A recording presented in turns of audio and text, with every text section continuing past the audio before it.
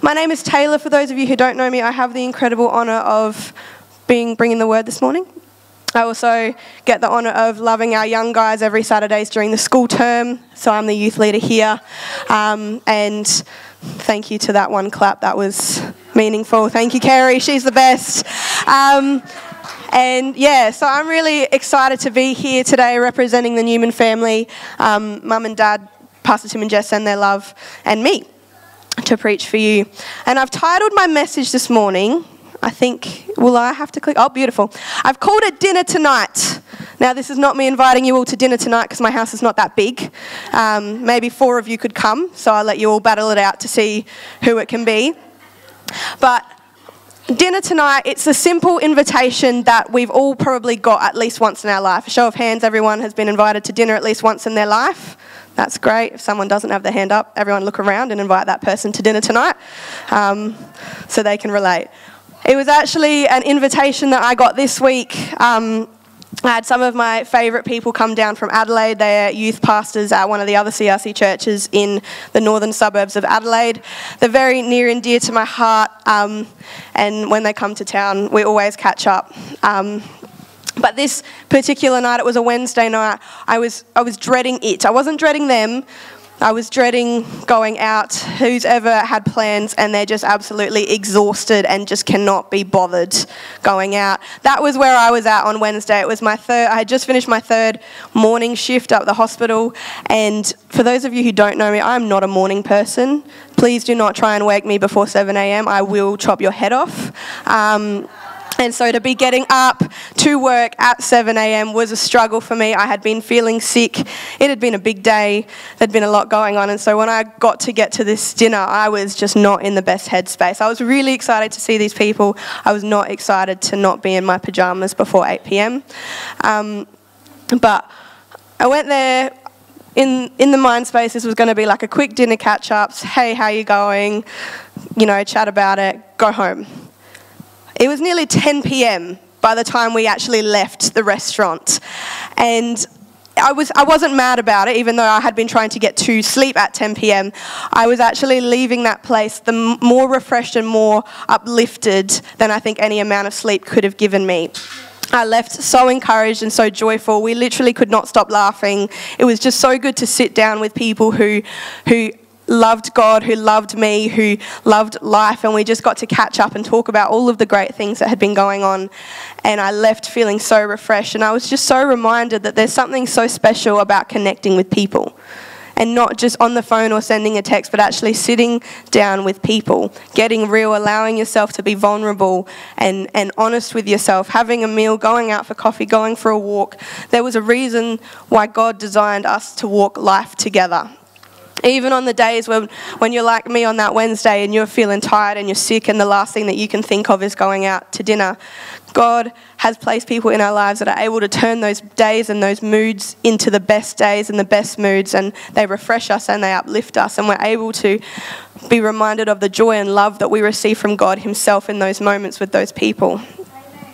And one thing that I love about my family is something that I think I've missed so much since I moved out of home. I moved out of home about nearly 7 months ago now.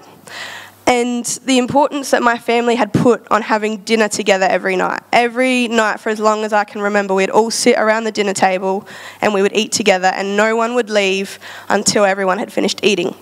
Now, when my siblings were really little and I was a lot older and I'm a very fast eater, it was the most infuriating thing because they would just be slowly chomping on their food, and I had to sit there and wait for them to finish before I could go and do anything with my night. But as I got older, and more so now that I only really get to see my parents for dinner every couple of days or maybe once or twice a week, I miss that. I miss the getting to sit around a dinner table and talk about our days and talk about what's going on and just be in the presence of people that I love and people that love me. And it was the one time a day where we all existed just together. There were no phones, believe it or not, no phones at the dinner table.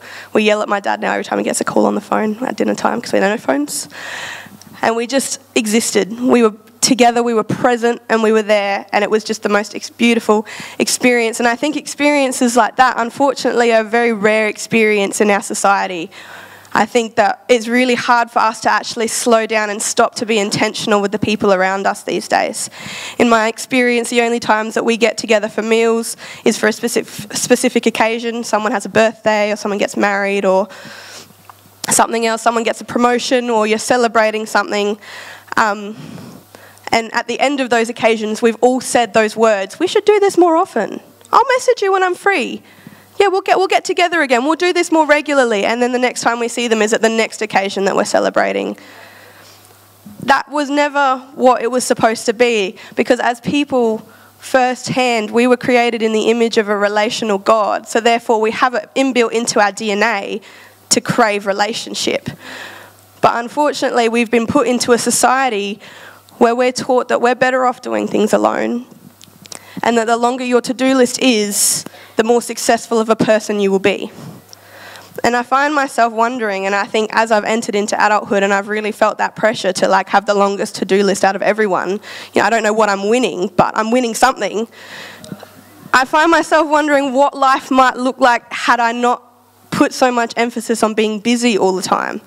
And what the world might look like if we weren't so consumed by what we needed to do or how busy we needed to look, but if we were consumed with a desire to just be present. To just see a person and be intentional. How are you? Not, oh yeah, good, thanks, yeah, good, I gotta go.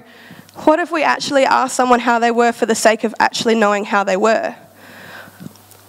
What if we embrace the time that we spent with each other and use it as an opportunity to speak life and encouragement into each other? More importantly, what if we just sat with Jesus? I've got a beautiful little table setting here. The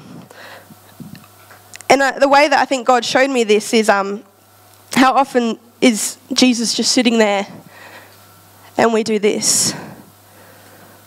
We don't do this very often. Some of you might. I don't do this very often. I'm very much a takeaway Jesus kind of girl. I like it in a nice little coffee cup. Take it and go. I'll get stuff done with Jesus in my coffee cup. It's portable, it's easy, it's efficient.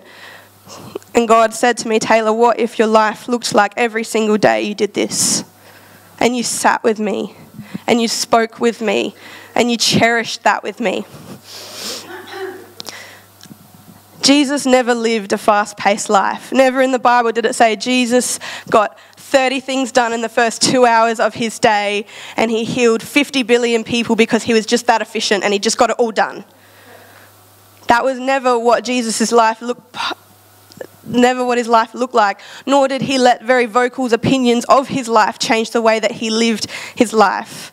Jesus was fully present in every situation. Every story that you read about Jesus' interaction with his people was intentional. It was present. He gave it all of his attention and all of his time, because that was the way the relationship should always have been done. The last 18 months, I've really felt God challenge me. I stepped into the youth role at the beginning of last year. I took it over from Pastor Jess, and it was the most terrifying thing I've ever done. You know, I looked really excited on the outside. In the inside, I was like shaking because I didn't know how to lead a youth group. I love young people, don't get me wrong. Anyone who knows me knows that my heart is for the young people. But to lead a group of them is an absolutely terrifying feat because you are responsible for them, you know, and then you got their parents in church and they're looking at me every Sunday and it's like, you know, I'm responsible for them for Saturday nights, and then, you know, then they get injured. We had a kid on the first night of this year, he dislocated his knee. And I had to call the mum at the end of the night. So we were just I made the night was successful. Got to the end of the night and he dislocated his knee after everyone had gone home. So I had to call mum and be like, sorry, your son has just dislocated his knee. And I was like, come on, we were so successful the first week, guys. But there was a lot of pressure on me to take this role. I had put it on myself, not anyone had put that on me. But God really taught me that in that first 18 months, I'm still learning it now, that there is so much value in being present and being consistent with young people. When I stepped into that role, I had no idea what to do. I had seen my mum do it for years. I had so many beautiful friends who are youth leaders, and they still are, and they have incredible youth ministries all across South Australia and Australia. And I had seen them do these awesome nights and have these massive camps, and You know, their youth groups were booming, and my heart was for Wave Youth to look like that. You know, I wanted to have our altar calls full. I wanted to have people, young people on their knees praying for one another and just loving Jesus so authentically. And don't get me wrong, I still want all of that. But I learnt very, very quickly it doesn't just happen at the drop of a hat. You know, what God has taught me over the last 18 months is that if we want to see the world out there changed for Jesus, we first here have to be changed for Jesus ourselves. Because everything that we do out there will be a complete reflection of what we're doing here. And if this is absent, then we will be absent out there. There's a character in the Bible that I really admire. His name is Daniel. And he is found in the Old Testament. Get my Bible facts right, otherwise Pastor Jess will be like Taylah. And Daniel, he's very inspirational. I don't know who here has really read the book of Daniel really well. I really love Daniel. I think that he's got an incredible life. He's very famously known with his experience with lions, meaning that he was thrown into a den of them and he lived.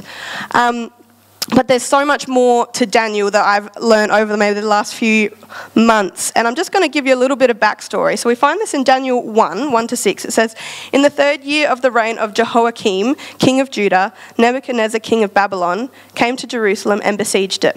And the Lord delivered Jehoiakim, king of Judah, into his hand, along with some of the articles from the temple of God. These he carried off to the temple of his God in Babylonia and put it in the treasure house of his God.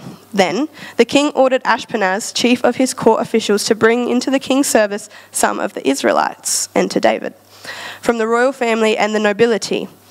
Young men without any physical defect, handsome, showing aptitude for every kind of learning, well-informed, quick to understand, and qualified to serve in the king's palace. He was to teach them the language and the literature of the Babylonians." So, just everyone read that again. Without physical defect, handsome, showing aptitude for every kind of learning, well-informed, quick to understand, and qualified to serve in the king's palace. So essentially, any girl's list of a guy partner, Daniel was ticking, all right? So they were trained for 3 years, and after that, they were to enter the king's service. Among those who were chosen were from Judah, Daniel, Hananiah, Mishael, and Azariah. So we have Daniel, Hananiah, Mishael, and Azariah, who we know as Shadrach, Meshach, and Abednego. So these 4 guys have been taken from their home and they've been brought into the king's court by King Nebuchadnezzar.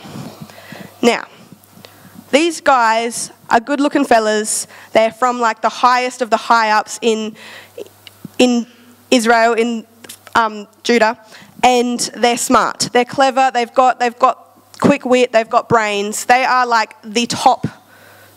They are the prize possession. If you were a girl, you were going for one of these guys back in the Old Testament, okay? But from the get-go, we know that Daniel was very different. And not in a bad way, but Daniel was different because at no point do we ever see Daniel stray away from his belief of God.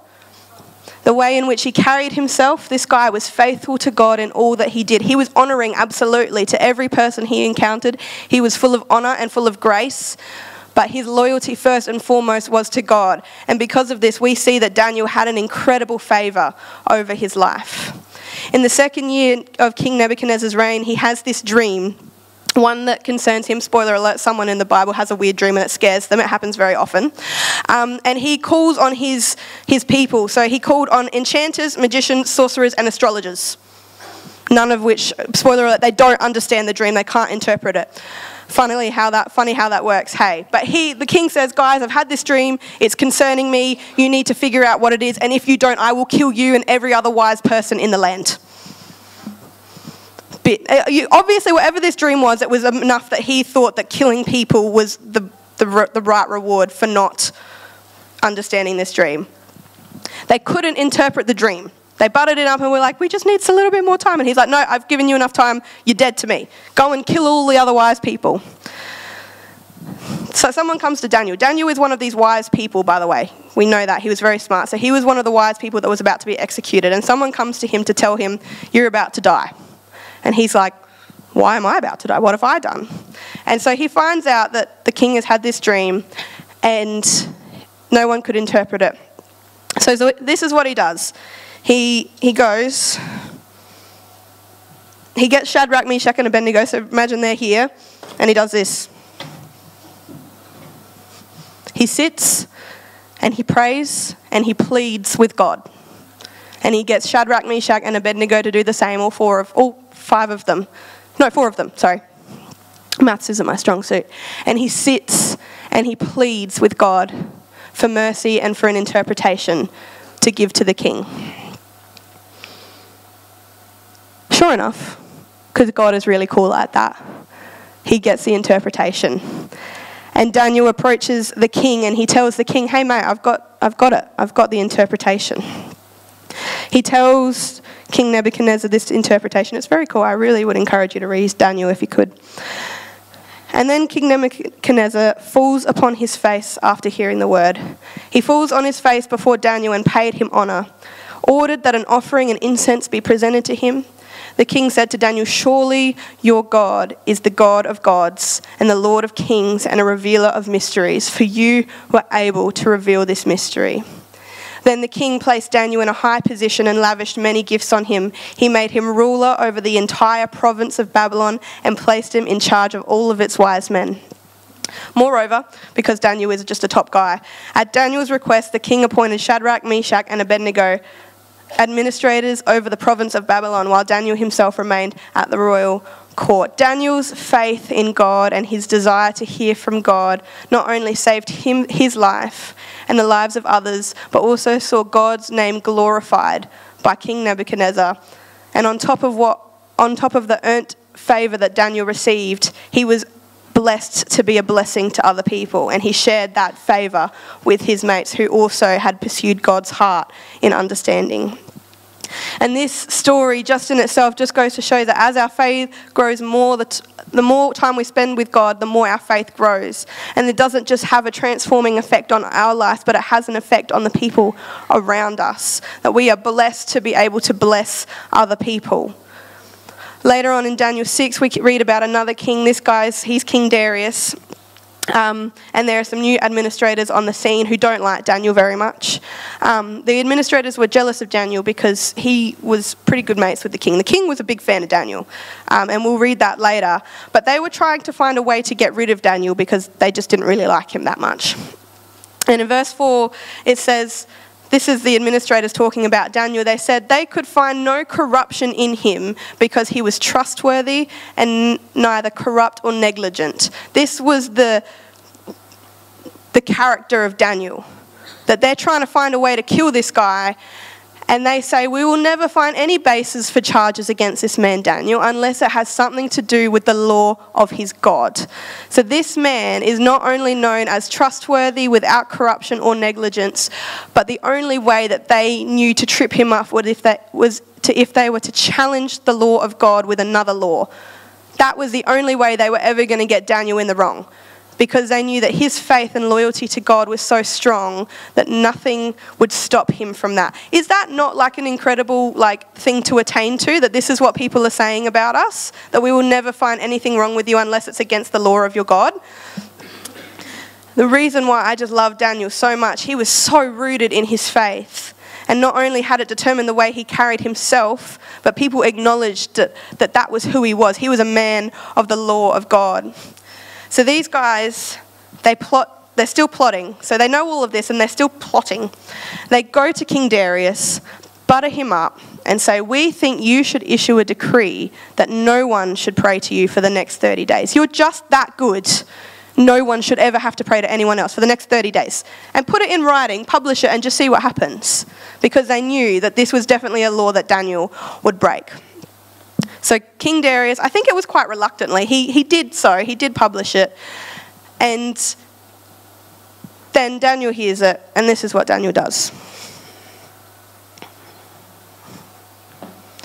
Now, I just want to let you know that he didn't do this in secret either.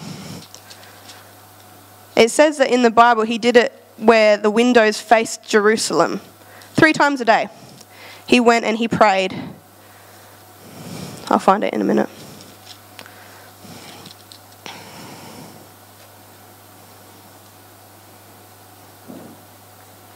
Now, when Daniel learned that the decree had been published, he went home to his upstairs room where the windows opened toward Jerusalem. 3 times a day he got down on his knees and prayed, giving thanks to his God, just as he had done before. 3 times a day, knowing that this act in front of people could definitely get him killed. It was going to get him killed. He was going to be thrown into a den full of lions. Instead of running and cowering and hiding 3 times a day, he went to God and gave thanks to God. I don't know about you, but there was definitely a time in my life where I most likely went 30 days without praying, and I'm not proud to say that. But I think for so many of us, that would be, at one point, that would be something that we wouldn't be too worried about missing out on. 30 days of praying in order to save our life. I feel like that's like a challenge that some of us could be like, I would be like, oh, I could like pray in my head and no one would know, you know. But this guy was so faithful to God. He knew who God was so deeply that he would rather die loving God and being faithful to God than try and hide his faith for 30 days. He's caught by the very people, and we know what happens. He's set up. They tell the king. The king actually really likes Daniel and tries to save Daniel from this fate. It says that he was determined to rescue Daniel and made every effort until sundown to save him. This king was a very big fan of Daniel. But these guys were like, nah, man, you published it. You have to do what you said you were going to do. You have to kill him. And so Daniel is being thrown into the lion's den, and the king says, may your God whom you serve continually rescue you. Not only did the people around Daniel know that his faith in God was strong and warranted, but the king knew that Daniel's God was one that was worth praying to, one that was worth being faithful to. And the next morning, the king races down to check on Daniel, and he calls out, which I just find so funny, like he must have had some sort of faith that Daniel would be okay, because he's run down to a lion's den yelling out, Daniel, are you okay? And like in the physical, we'd be like, of course they're not okay, they're dead, they've been ripped to shreds, it's a lion's den. And Daniel yells out, long live the king! And he opens it up, and Daniel had not a scratch on him. And he goes, look, God has saved me. And King Darius goes to issue a decree, and he sends it to all the nations and people of every language in the earth, and he says, I issue a decree that in every part of my kingdom people must fear and revere the God of Daniel. For he is the living God, and he endures forever. His kingdom will not be destroyed. His dominion will never end. He rescues and he saves. He performs signs and wonders in the heavens and on the earth. He has rescued Daniel from the power of the lions. The king saw God. He had faith in God because he had seen how God had blessed Daniel. He saw the faithfulness and the power and the authority that God holds over this world. And King Darius had seen the way that he had transformed Daniel's life. He saw the fruit of the faithfulness, and he proclaimed the name of God because of it. A king is commanding people to fear and revere Daniel's God. And he claims that he is the living God that endures forever. His kingdom will not be destroyed, and his dominion will never end. The king knew that while Daniel honoured the king, his loyalty first was to God. He had relationship with his God, and that saw Daniel's life overflow in favour even in the most impossible situations. The thing is, and what I'm trying to explain out of all of this, is that our decision to live for God, consistently coming back to the table, making that time to sit with him and sit at his feet and be with him, sees our life overflow with favour. Not only that, our decision to be faithful to God, to be obedient and honourable to that life, is not just a blessing to us, it is a blessing to those around us, and other people are blessed when we truly know who God is. I loved what Andrew spoke about last week, and if you weren't here, I would really encourage you to chat to him about it, or if it's been recorded, I would really encourage you to go back and watch it, because he talked about how do we clothe ourselves, and the way that we clothe ourselves changes the way that we interact with people and the way that we leave an effect on people and how we bring ourselves towards God. Other people are blessed when we clothe ourselves in the identity that God has given us. We can't show a true, authentic Christian life if we don't properly know the one that gave us that life. Like I said, if we're not here so consistently, so constantly, so desiring to be with him, if this isn't consistent in our life, nothing that we can do out there will ever have any effect, because we don't know this. So how can we claim to know it out there? We need to put God at the top of our to-do list every single second of every single day, because if we don't know him, we won't be able to love him properly. And if we don't love him properly, we won't ever properly put him in the place that he deserves to be in our life. We have a relationship with someone. Any of us have a parent or a partner or a brother or a sister or a really good friend. We've all got someone that means something to us. We would all agree, wouldn't we? They come first to us, and if something happened to them, we would drop everything that we were doing in that moment to go and be with that person or give them what they need. The reason that we are like that is because God did it first. Relationship has always been central to our souls, because relationship is what God craved with us from the beginning of time. In the garden, he walked with Adam and Eve. He didn't just look down on them and be like, oh, they're so cute, look at them down there, just living life. No, he walked in the garden with them. He was in communication with them. When they ate from the tree that they weren't supposed to eat from, his heart broke because there was a disconnect, there was a separation, and that broke him. The reason that God was able to sacrifice his only perfect son was because he loved us so greatly and knew us so intimately that he would give everything to have us back. He did give everything to have us back so we could be made new. In John 3:16 it said, for God so loved the world. He loved us, and so that was what made him able to give up everything for us. And the reason that Jesus was able to humble himself on the cross and do all that he did for us was, one, because he knew the Father's heart. He was in an intimate, beautiful relationship with God, and he loved his Father. So it was easy for him to capture the heart of God. But also because he'd captured the heart of God, he'd capture God's heart for his people. And so in 1 John 3:16, we know that by this we know love, that he laid his down his life for us. This is what we do when we love people and we are in relationship with them. We are able to do things that we wouldn't normally be able to do. We are able to sacrifice. We are able to prioritize. And when we love God, this becomes a heck of a lot easier. When it comes to our people, when it comes to relationships, we will only do things well, in love, joyfully, faithfully, when we know the person that we're doing it for. My boyfriend loves soccer, and I'm Australian, he's from England, so naturally I like the better football, he likes what he thinks is the better football. And when we went to London last year, his beautiful grandfather had put on, it was at the time of the Women's World Cup, and Australia was playing. And so his granddad just assumed that I loved soccer, because Elijah loved soccer. And so we went to his house and he said, Taylah, I've put on the soccer for you because you love soccer and you love Elijah and it's Australia. And so I had to sit through this game of soccer because I couldn't bring it to myself to say, I don't really like soccer all that much. I'm really glad that I did get to watch that, because I did then develop a love for the Matildas. We all loved the Matildas in the World Cup last year, but I did develop quite a love for soccer, and now I'm very involved in all of Elijah's love of soccer and all of that fun stuff. But if it had not been for my love for Elijah, I probably wouldn't have ever really dabbled in soccer at all. I'm very happy with the AFL, and I didn't really understand soccer. I do now. But what I'm trying to get at is that we only do things for people that we don't like because we like them. You know, like the reason that I'm able to like things that my boyfriend likes is because I like him. The way that I'm able to sit and listen to my brother's weird explanation of weird video games is because he loves video games, I love Bailey, so it just works out that I now know too much about Rocket League, Minecraft, all of that stuff. If we don't capture the heart of God, everything that we do for God won't be authentic and it won't be real. And we run the risk of becoming Christians that become bitter and frustrated because we don't properly know the person that we're doing it for.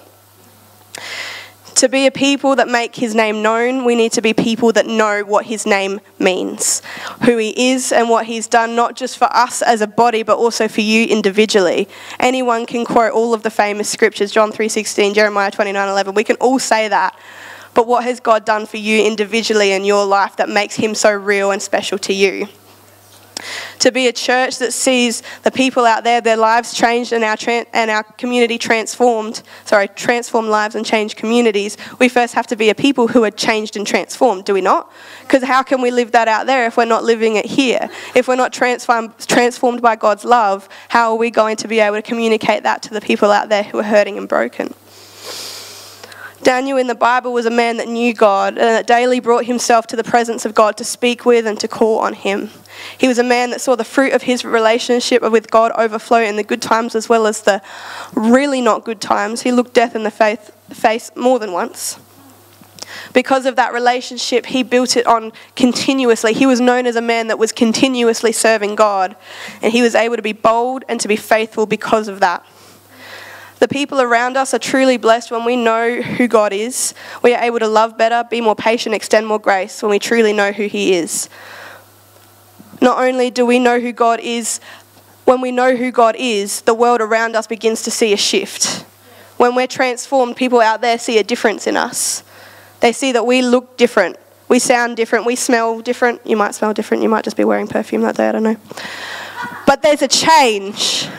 There's a change that they notice, and because of our faithfulness and our commitment to God, people start to pull up a chair to the table and go, well, what is going on? Why do you keep coming back to this, and what is it about that that's changing you to look different to me? I talked earlier about my first 18 months of leading a youth group, and I said that there was a thing about consistency and presence. God gave me this word: you got to be where your feet are. Every step you take, you need to be where that foot is. Not here, not there. Be where your feet are, Taylah. And I learned that consistency and presence is showing up. It's being there. It's remembering what the most important thing is. It's showing up on a Saturday night. It's showing up at their musicals. It's showing up at their graduations. It's showing up on their doorstep when they're being just dumb and being the one to talk some sense into them. Another thing that I've learned is that young people are living in a world where there is a counterfeit version of everything. They are growing up in a world where everything that they could have, there's an easier, faker version of it that they tend to go for. Unfortunately, this social media is a counterfeit version of community, and so many of them are in those online spaces falling into lies about who they are and what the world looks like because they haven't been taught that there is an actual genuine community waiting for them through the doors of the church. Young people these days are craving a genuine connection. They're looking for the real deal, and they will go to the end of the earth to find it. They love a good program. They love a good time. They love a fun night. Just the other week, we watched Surf's Up at youth. It's a movie about surfing penguins. If you're not familiar, it's a G-rated movie, and my year 10, 11, 12 students thought it was the best night ever. I was a bit offended, but we move on. And you know, but they don't come back for the surfing penguin movies. They don't come back for the food. They don't come back for, you know, the music or whatever. They come back because they found the real deal. And it wasn't until we as a youth team really realised and put the emphasis on not putting on a great event, but actually being there for our young people as individuals, not as a group, but as individuals, and investing into them as individuals. And actually not just that, but actually when we are here with God, we get better at actually pulling up a seat for them, so that when we're here with Jesus, they're here and they're seeing, how do we interact with Jesus? How do we go to God in our bad times? How do we go to God when we need help or when we need this or when we need that? And once they see the exchange, next thing you know, they're pulling up seats at their own table. Their friends are pulling up seats at their table. And we started to see these young people actually start to take ownership of their youth group. They were filling the altar calls. We've seen it. We've seen them. We have to literally drag them to dinner because they're praying for that long for each other. And after that, once all of that happened, then we saw the physical growth. Then we saw their friends come because they saw the change in our young people and they started to come and be part of it. Why do I tell you this story other than another shameless plug about how awesome Wave Youth is that a good investment takes time. I know nothing about financial investments, but with what I do for a living, I know a lot about investing in people and investing in relationships. I've learned that it's just like we invest in people, we need to invest in God. Investments take sacrifice, it takes time, it takes money sometimes, it takes parts of us that we normally wouldn't give, but it always reaps a reward.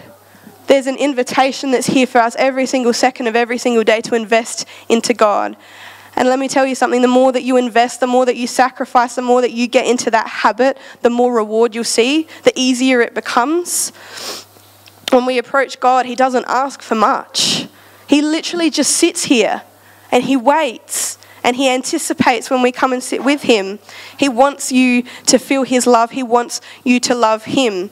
Daniel did it 3 times a day, at least. We know that. We know that Daniel did it 3 times a day. But if you can only start with 5 minutes of coming and sit intentionally, that's 5 minutes more than you were doing yesterday. For those of us who did the EHS course, you'd know we had to do 2 minutes of silence and solitude twice a day.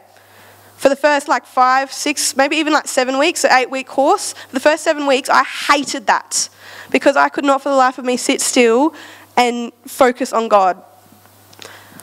But by the 8th week, something clicked.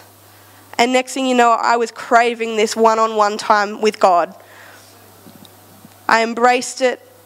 And it was the consistency, the reward of consistency of showing up no matter how many times I didn't enjoy it.